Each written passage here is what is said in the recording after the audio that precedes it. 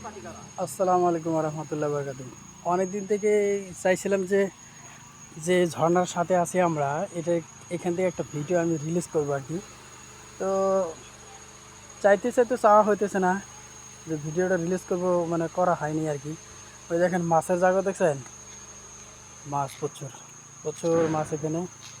এই ঝর্ণা এটা এখানে আমরা সেই বাংলাদেশের যারা নদী এলাকায় থাকে ঠিক তাদের মতো আমাদের লাইফটা হয়ে গেছে এখন।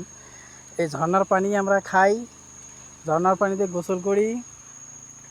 এখন একটা জিনিস ভালো যে 3 বেলায় গোসল দিতে পারি, প্রজেক্টটা কাছাকাছি। আমরা এই যে বাসায় থাকি, এই বাসা থেকে এইখান থেকেই মানে আমরা একবারে ঝর্ণা একদম নিকটেই। এখানে আমরা মানে টুরিস্ট ধরা যায় এক হিসেবে, এইখান থেকে ওঠানামা করি আমরা। তো এই যে ঝর্ণার উপর দিয়ে একটা রাস্তা, ওই এখানে যারা জঙ্গলি লোক থাকে তাদের জন্য একটা ব্রিজ এখানে আছে। সেই ব্রিজটায় যে অনেক সময় বন্যা হয়, বন্যা হলে ওই ব্রিজের উপর দিয়ে পানি উঠে যায়, এই জন্য ওটা উঁচা করতেছে আর কি। এটা উঁচা করতেছে এখন বর্তমান এই লোকজন কাজ করতেছে। তো আমি চাইছিলাম যে এই ঝর্ণাটা দেখাবো আপনাদের। এই যে ঝর্ণা ওই পাহাড় থেকে নেমে আসছে। তো আমরা এই বিল্ডিংয়ে আছি বর্তমান, বিল্ডিং বলতে কি বাসায় আছি আর কি, কাঠের বাসা, এখানে আছি। তো এখানে এক সপ্তাহে একবার করে আপনার মেডিকেল টিম আসে। সেই মেডিকেল টিমটাও আমাদের ইয়ার পাশেই আছে। ওইটা হলো মেডিকেল টিম। ওই সোজা যে বাসাটা দেখতেছেন ওটা হলো মেডিকেল টিমের লোকজন থাকে,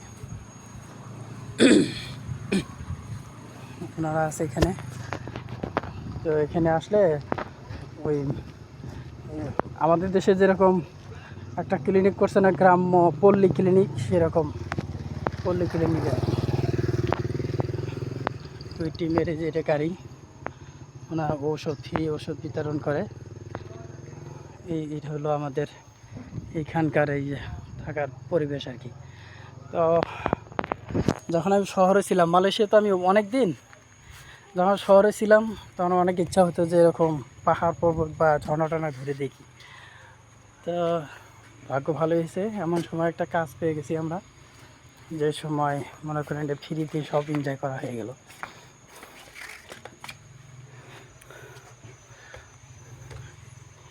এই যেটা কাঠের বাসা, দিক দিয়ে এখানে আমরা থাকি। এই যে ঝর্ণাটা, এটা এখান থেকে ক্লিয়ার বোঝা যাইতেছে। এটা আপনাদের সঙ্গে শেয়ার করার জন্য আজকে ইয়ে করলাম আর কি। তো ঠিক আছে, ইনশাল্লাহ আজ এ পর্যন্ত, একটু রেস্ট নেব। পরবর্তী ভিডিওতে ইনশাল্লাহ আপনাদের সাথে আবার দেখা হবে। আসসালামু আলাইকুম ওয়া রাহমাতুল্লাহি ওয়া বারাকাতুহু।